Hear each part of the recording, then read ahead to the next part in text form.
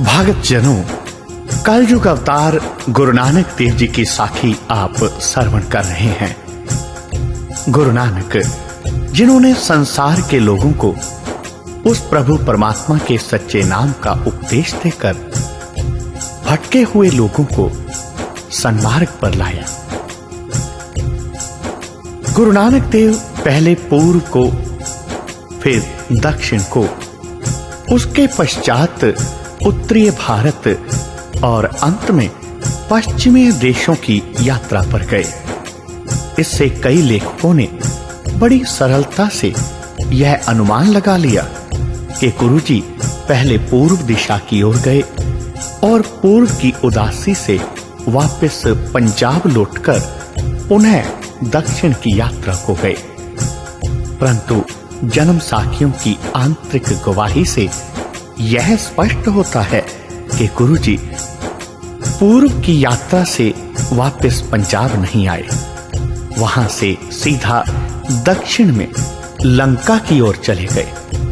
गुरुजी की पूर्व उदासी और बंगाल की यात्रा के उपरांत जगन्नाथपुरी उड़ीसा में समाप्त हुई। यहां से गुरुजी पंजाब में वापस नहीं आए, बल्कि सीधा श्रीरंगम रामेश्वर होते हुए लंका में पहुंचे। भगत जनों, उन दिनों जितने भी धार्मिक महापुरुष जगन्नाथपुरी में तीर्थ यात्रा के लिए जाया करते थे, वे प्राय इसी मार्ग से ही रामेश्वर और कन्याकुमारी को जाया करते थे।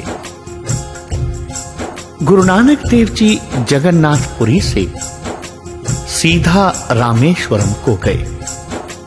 जगन्नाथपुरी में पुजारियों, वैष्णव संतों तथा कलयुगी पुजारियों को अनुग्रहित किया।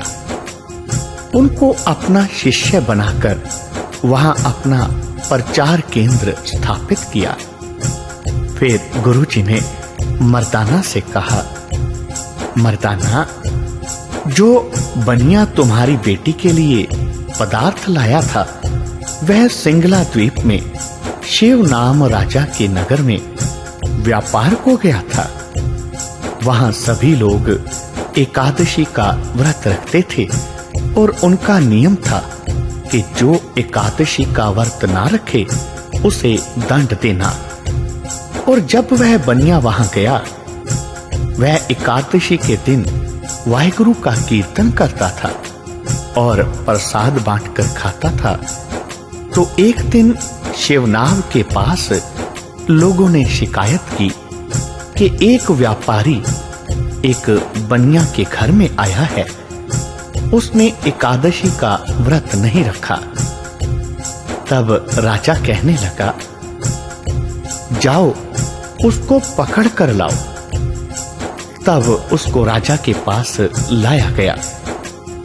जब राजा ने पूछा, तुमने एकादशी का व्रत क्यों नहीं रखा, तो कहने लगा, हमारे गुरु का वचन है कि जो संयम से आहार करते हैं और परमेश्वर का भजन करते हैं, उनके घर में सदा एकादशी रहती है।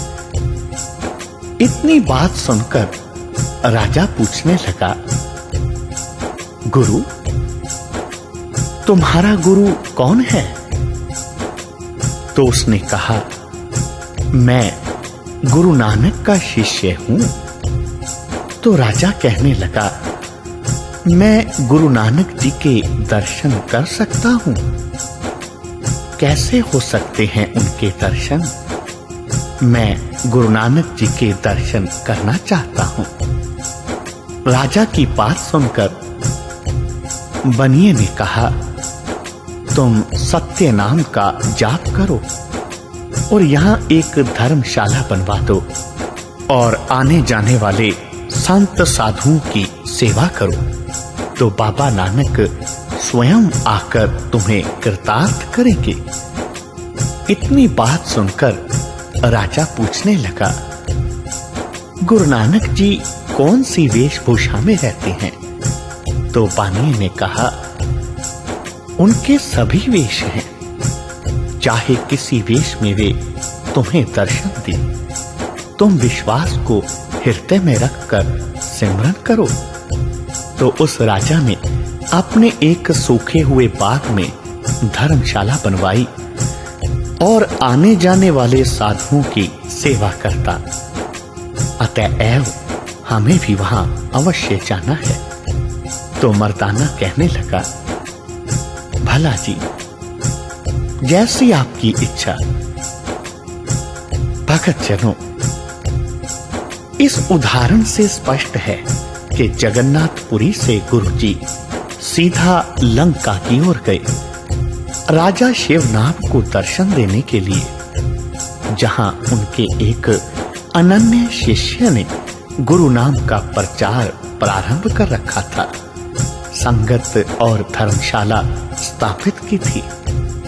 जगन्नाथपुरी से रामेश्वर और लंका 300 मील की दूरी पर संभवतः 1000 मील पैदल वापस आकर फिर दक्षिण की उदासी के लिए 1000 मील पैदल चलकर जाने की गलती गुरु महाराज नहीं कर सकते थे। जगन्नाथपुरी से रामेश्वर समुद्र मार्ग से उन दिनों भी 1 सप्ताह का ही मार्ग था और पैदल यात्री श्रीरंगम आदि प्रसिद्ध तीर्थ स्थानों से होते हुए 20-22 दिनों में रामेश्वर पहुंच जाते थे। भगत जनों, गुरु नानक पहले पूर्व की ओर जाते हैं और पूर्व से समुद्र के किनारे किनारे रामेश्वर की ओर चले जाते हैं। भाई बाले वाली साखी में स्पष्ट लिखा है कि गुरु नानक देव जी कामरूप और ढाका से होते हुए समुद्र के किनारे किनारे शिवनाथ की राजधानी लंका, जिसे उस समय सिंगला द्वीप कहा जाता था, की ओर गए। अतः जन्म साखी में भी दक्षिण की उदासी पूर्व से ही प्रारंभ हुई लिखी है। गुरुजी पंजाब में वापस आकर पुनः दक्षिण को नहीं गए। पुरातन जन्म साखी के जगन्नाथपुरी से संबंधित साखी ही विलुप्त है, परंतु इस जन्म साखी में भी स्पष्ट संकेत है कि वह काम रूप से धनाश्री देश में गए, जो आसाम का भाग था। वहां कोडा राक्षस का उद्धार किया। पुनः समुद्र के किनारे किनारे वह लंका की ओर दक्षिण को चल दिए। इस प्रकार गुरु नानक देव जी पूर्व और दक्षिण की उदासी ही एक उदासी थी।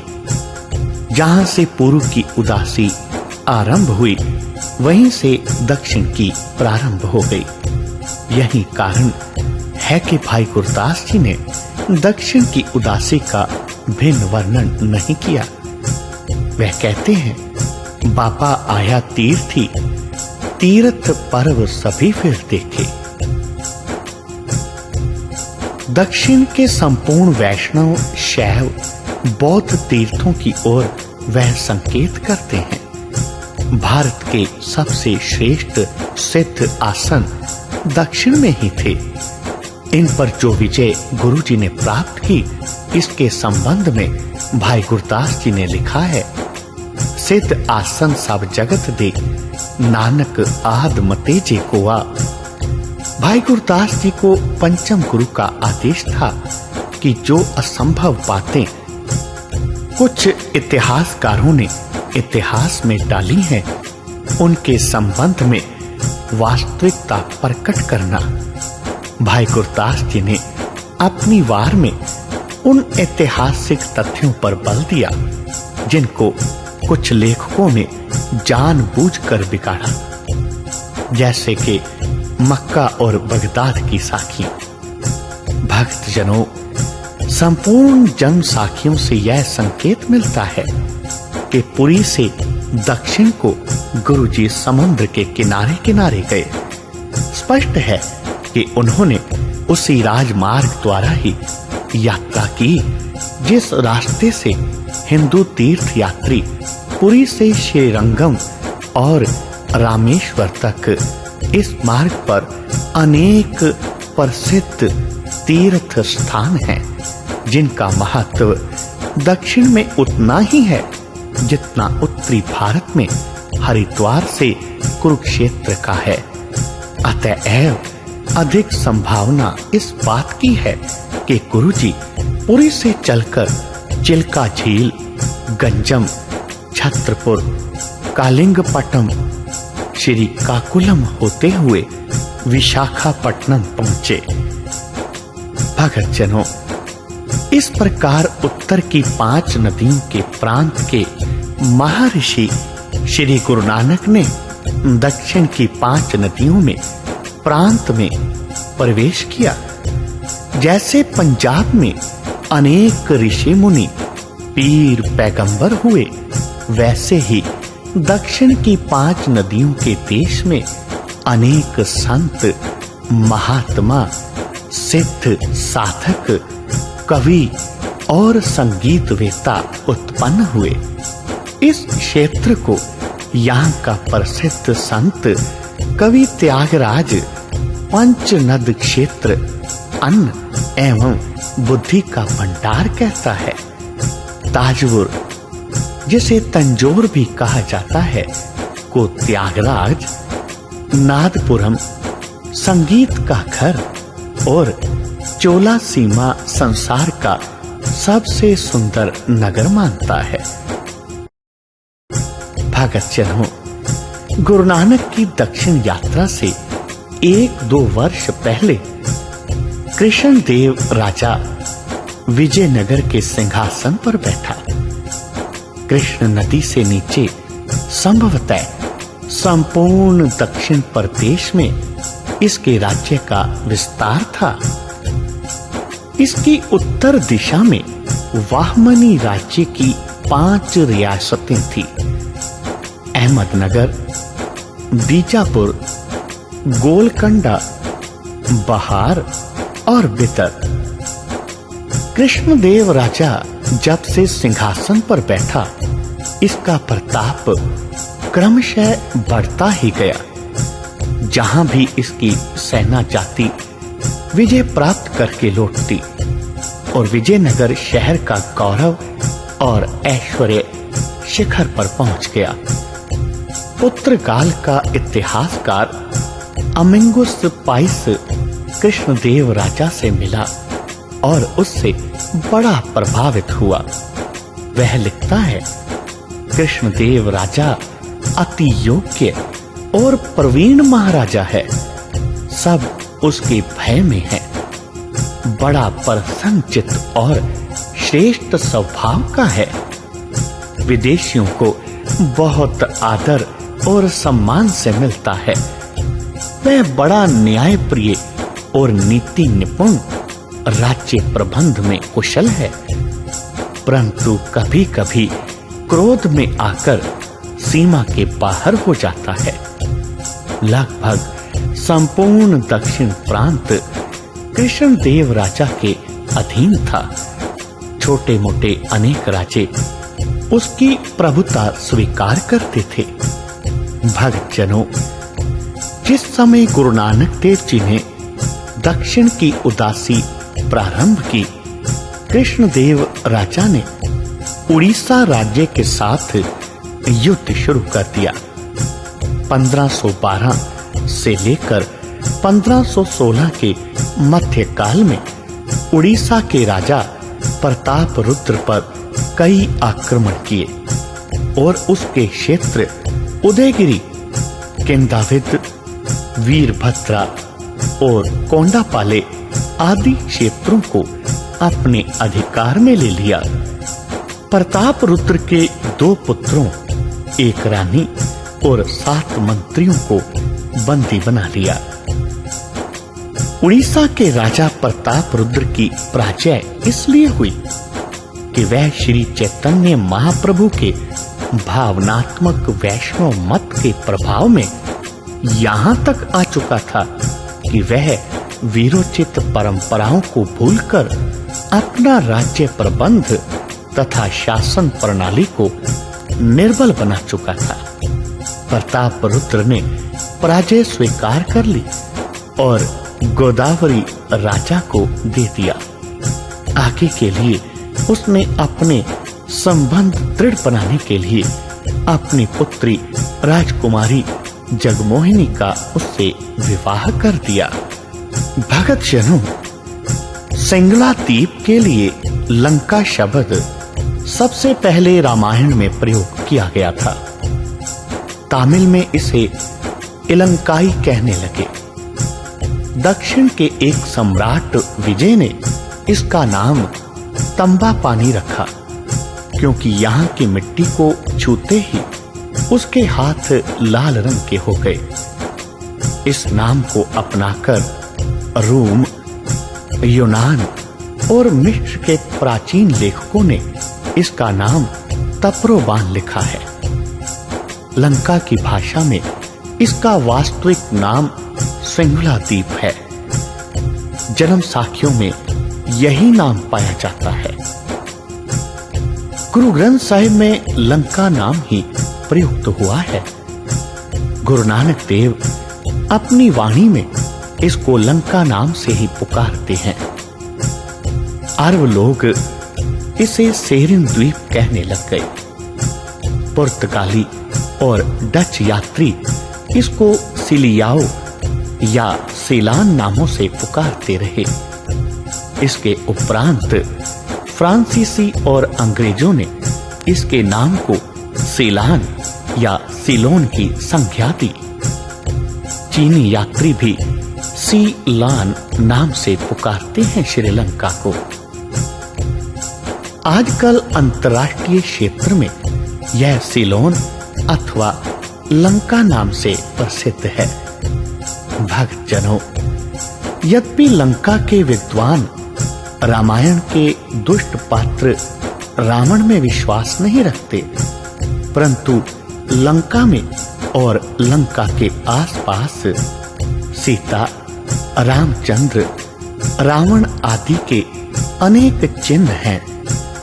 कई ऐतिहासिक स्थान आज भी इन महानुभावों के नाम से प्रसिद्ध हैं, जैसे कि रामेश्वरम, रावण इला गुफा, रावण तरने, सीता एलिया, अशोक वन जहां पर सीता माता कैद रही, रावण कोटिवा, सीता कांड और सीतावाका।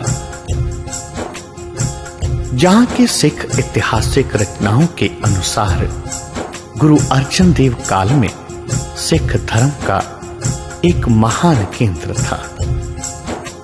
प्रसिद्ध प्राचीन ग्रंथ सुधर्म लंकावर्त सुध में रावण को एक बौद्ध शासक माना गया है। 2 आयुर्वेद विषय की पुस्तकें अर्का प्रकाश का और शिवा तांडम स्तोत्रम में रावण को वैद्य शिरोमणि लिखा है।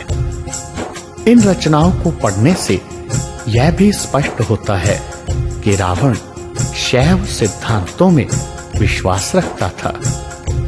द्रविड़ संस्कृति और राज्य पाठ का वह नेता था। श्री रामचंद्र और रावण का युद्ध एक प्रकार से आर्य सभ्यता की द्रविड़ सभ्यता से अंतिम युद्ध था, जिसमें आर्य वैष्णव सभ्यता की विजय हुई। प्राचीन रचनाओं के अनुसार रावण और रामचंद्र का युद्ध महात्मा बुद्ध से 1864 वर्ष पूर्व हुआ। भगत जनों, किसी समय लंका के धर्म संस्कृति का प्रभाव भारत के अतिरिक्त दूर पूर्वीय राष्ट्रों तक था।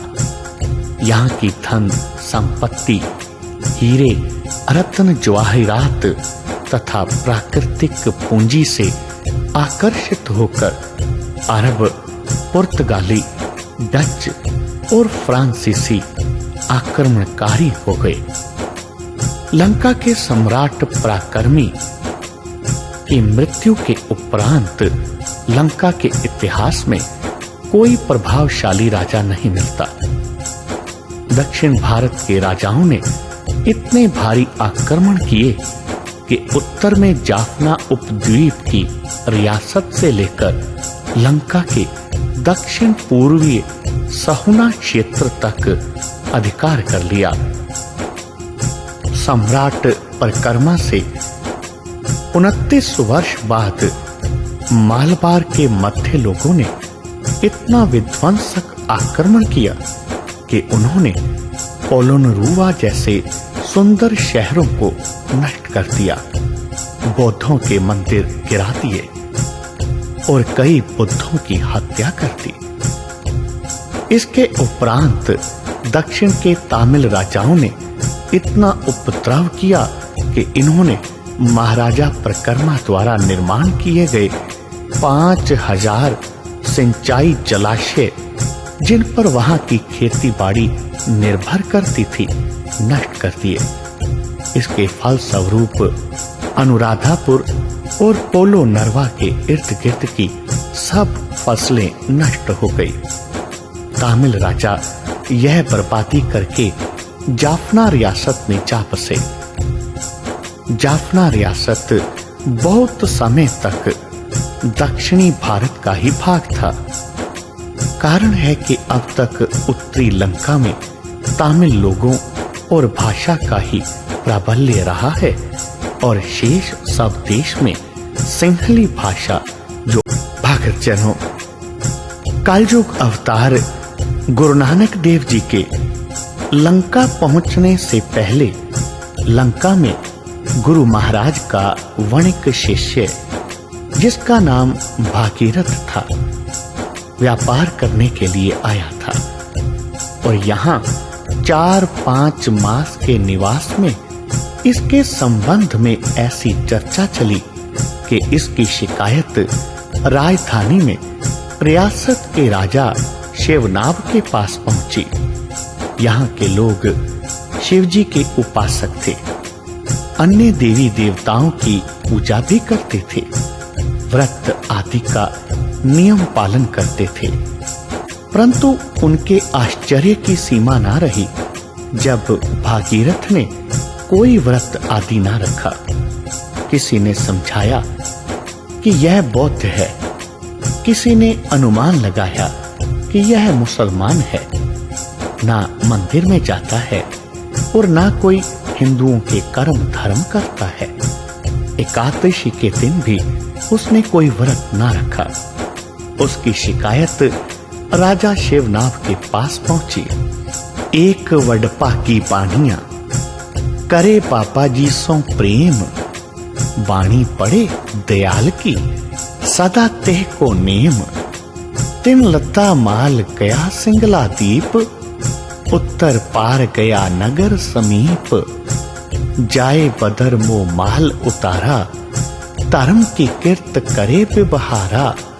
शिवनाभ नाम तहा को राजा, विशन भगत का बड़ो समाजा। व्रत के दिन काऊ अन्न न खावे, जो खावे राजा दंड लगावे। वाबिन बनिए करी रसोई, करे दुर्बाद प्रजा सब कोई। भगत जनों, जब शिवनाभ ने इस सिख को बुलाया तो इसने कहा कि वह ना हिंदू है, ना मुसलमान और ना ही बौद्ध। वह गुरु नानक का सिख है और गुरु जी की वाणी तथा आज्ञाओं पर चलना उसका धर्म है। जो कुछ आप देवी देवताओं की उपासना द्वारा प्राप्त करते हो, वह हम सब उनकी वाणी के पाठ और उसके अनुसार आचरण द्वारा प्राप्त करते हैं। राजा शिवनाभ ने कुछ गुरुवाणी सुनने की इच्छा प्रकट की तो उस वणिक ने यह शब्द सुनाया और इसके अर्थ भी बतलाए। सब वर्त संतोख तीर्थ, ज्ञान ध्यान स्नान। दया देवता खिमा जप माली, और मानुख प्रधान। जुगत तोती सुरत चौका, तिलक करनी होए। पाव भोजन नानका, विरला ता कोई कोय। उस वाणिक ने यह भी बतलाया कि गुरु महाराज पंजाब से पूर्व तथा दक्षिण की उदासी के लिए यात्रा आरंभ कर चुके हैं। संभव है रामेश्वरम की यात्रा पर आते हुए लंका में भी आए। यदि राजा सच्ची भावना रखे तो अवश्य यहाँ दर्शन देंगे। भगतजनों, 5वें सिख गुरु श्री गुरु अर्जन देव जी ने भाई पैडे को प्राण संगली लाने के लिए शिवनाभ की राजधानी लंका में भेजा तो उसने वापस लौटकर और लंका में उस समय के शिवनाभ के पुत्र और उसके पोता के शासन की स्थिति वर्णन की। इस स्थिति का उल्लेख तत्कालीन रचना भाई बन्नू की बीड़ अथवा अनेक गुरु ग्रंथ प्रतिलिपियों में किया गया है। भगतजनों, जिस समय गुरु नानक देव लंका में गए उस समय राजा शिवनाभ के कोई पुत्र न था।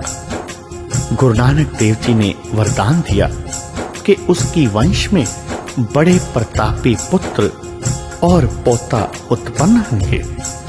लंका की 7 रियासतों का शासन उसके वंशजों के अधिकार में आ जाएगा और उसके पुत्र पोता बहुत सूरमा और बली राजा होंगे। गुरु नानक देव जी जब लंका से वापस लौटने को थे तो शिवनाभ ने विनय की, महाराज आप चले जाएंगे तो मैं आपके दर्शनों से वंचित हो जाऊंगा। राजा शिवनाभ की विनय सुनकर गुरु साहब ने उत्तर दिया, मेरा शरीर जो आप देख रहे हैं यह मेरा सगुण स्वरूप है। इसका दर्शन आप उतनी देर तक ही कर सकोगे जब तक प्राण रहें या इसको अपने निकट देख सको। मेरा वास्तविक स्वरूप मेरा आंतरिक निर्गुण व्यक्तित्व है, वह ज्योति स्वरूप है और शब्द द्वारा उसका सदैव दर्शन होता रहेगा। आप दूर रहते हुए भी मेरा दर्शन कर सकोगे। यह शब्द मेरा अमर है और अटल स्वरूप है। शब्द का निध्यासन करो। शब्द गुरु का साक्षी है। गुरु नानक के वरदान पूर्ण हुए।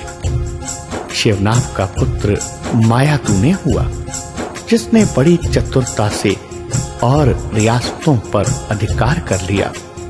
मायादूने का पुत्र शिवनाभ का पोता राज सिंह हुआ, जिसके अधिकार में लंका की संपूर्ण रियासतें, दक्षिण की पहाड़ी रियासतों के अतिरिक्त सभी आ गई। इसने अपनी राजधानी सीतावाका कोलंबो से 40 मील पर स्थापित की। संपूर्ण सिंगला द्वीप शिवनाभ के पोता राज सिंह प्रथम के अधीन हो गया। पुर्तगालियों के आक्रमणों तथा सामाजियों के अत्याचारों के विरुद्ध एक नवयुवक और वीर राजा के डटकर संग्राम करने पर और निरशंस्य और धोखेबाज पुर्तगालियों को खत्म करने पर उसने अपना सारा राज्य बहुत दूर तक फैलाया। यह था राज सिंह प्रथम, जिसकी राजधानी सीतावाका थी। लंका के एक प्रसिद्ध इतिहासकार ने इस प्रकार अपनी पुस्तक में यह बातें लिखी हैं। भगतजनों, इस साखी से यह स्पष्ट है कि लंका को जाते हुए मार्ग की 2 राजधानियों में संगत का जो पड़ाव बिदर और तंजावर है, यहाँ पर गुरु नानक देव जी ने कुछ समय विश्राम किया, धर्मशालाएं स्थापित की और लंगर लगाए। दक्षिण के आधुनिक इतिहास लेखकों ने अपने इतिहास में यह बात स्पष्ट की है गुरु नानक के समय में दक्षिण के अंतर्गत तुलुवा वंश के कृष्णदेवा राजा का राज्य था।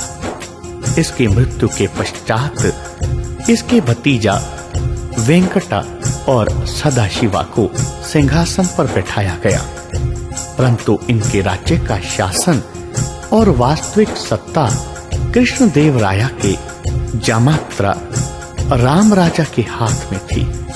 रामराज का विवाह कृष्णदेवा राय की पुत्री तिरुमाला देवी के साथ हुआ था।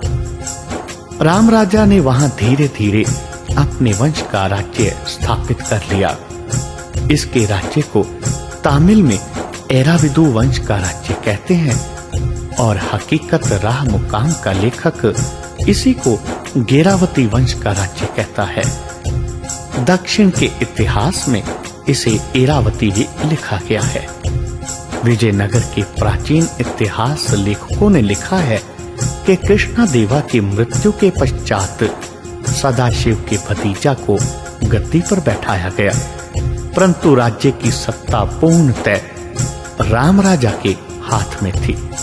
वह गद्दीधारी राजा अपने महल से कभी बाहर नहीं निकल सकता था और ना ही वह किसी को कोई आदेश निर्देश दे सकता था। वर्ष में एक बार राम राजा इस गद्दीधारी राजा के सम्मुख राजमंडप में औपचारिक रूप में रस्मी तौर पर शीश झुका देता था। धीरे धीरे राम राजा ने राजवंश को समाप्त कर दिया और स्वयं संपूर्ण राज्य को अपने अधिकार में ले लिया। भगत जनों, ऐतिहासिक शोध से ज्ञात होता है कि जिस समय गुरु नानक देव लंका में गए उस समय शिवनाभ का राज्य एक उत्तरी लंका की छोटी सी रियासत पर था, परंतु उसके भाई का राज्य लंका के विशिष्ट भाग पर था।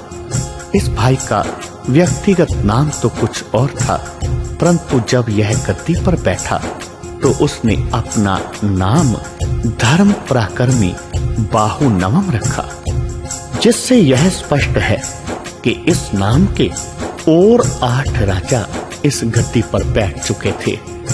यह राजकीय नाम इसने 1506 ईस्वी में धारण किया। जब यह गद्दी पर बैठा, इसका राज्य 1506 से लेकर 1529 ईस्वी तक रहा।